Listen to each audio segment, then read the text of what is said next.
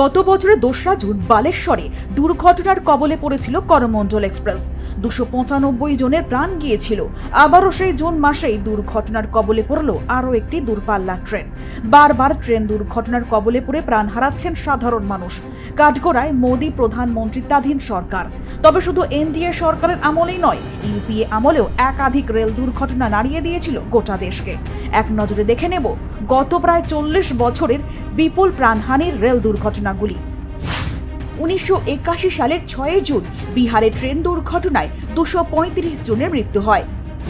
1988 সালে কেরালার পেরুমানে দুর্ঘটনার কবলে পড়ে আইল্যান্ড এক্সপ্রেস। ব্রিজ থেকে 10টি বগি জলে পড়ে যায়। সেই দুর্ঘটনায় 105 জন যাত্রীর মৃত্যু হয়। 1995 সালের 20 আগস্ট পুরুষোত্তম এক্সপ্রেসে কালিন্দী এক্সপ্রেসের ধাক্কা। সেই ট্রেন দুর্ঘটনায় 358 জনের মৃত্যু হয়। 1998 সালের 26 নভেম্বর পাঞ্জাবে গোল্ডেন টেম্পল মেলে ধাক্কা মারে জম্মু তাওয়াই এক্সপ্রেস। সেই ট্রেন দুর্ঘটনায় 212 জনের মৃত্যু হয়।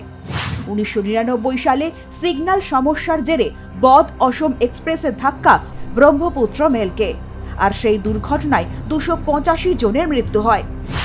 2010 সালের 28 মে সরডিহায় নাশকতা, লাইনচ্যুত হয় জ্ঞানেশ্বরী এক্সপ্রেস।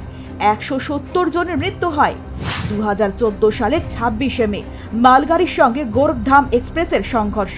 দুর্ঘটনাস্থল উত্তরপ্রদেশের সন্ত কবির নগর। 25 জনের মৃত্যু হয়। 2015 সালের 20 মার্চ লাইনচ্যুত হয় দেরাদুন বারাণসী জনতা এক্সপ্রেস। 30 জনের মৃত্যু হয়। 2016 সালের 20 নভেম্বর দুর্ঘটনাস্থল উত্তরপ্রদেশ, লাইনচ্যুত হয় ইন্দোর রাজেন্দ্রনগর এক্সপ্রেসের 14টি বগি। মৃত্যু হয় 152 জনের। 2017 সালের 21 জানুয়ারি অন্ধ্রপ্রদেশে হীরাখণ্ড এক্সপ্রেসের দুর্ঘটনা, 41 জনের মৃত্যু হয়।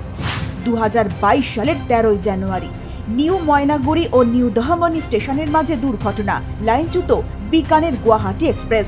9 জনের মৃত্যু হয়। 2023 সালের 2রা জুন দুর্ঘটনাস্থল বালেশ্বর, মালগাড়িতে ধাক্কা করমণ্ডল এক্সপ্রেসের। মৃত্যু হয় 296 জনের। ওই একই বছর 29 অক্টোবর অন্ধ্রপ্রদেশের বিশাখাপত্তনম পালসা প্যাসেঞ্জার ট্রেনের সঙ্গে সংঘর্ষ হয় বিশাখাপত্তনম রায়গড় প্যাসেঞ্জার ট্রেনের। মৃত্যু হয় 14 জনের।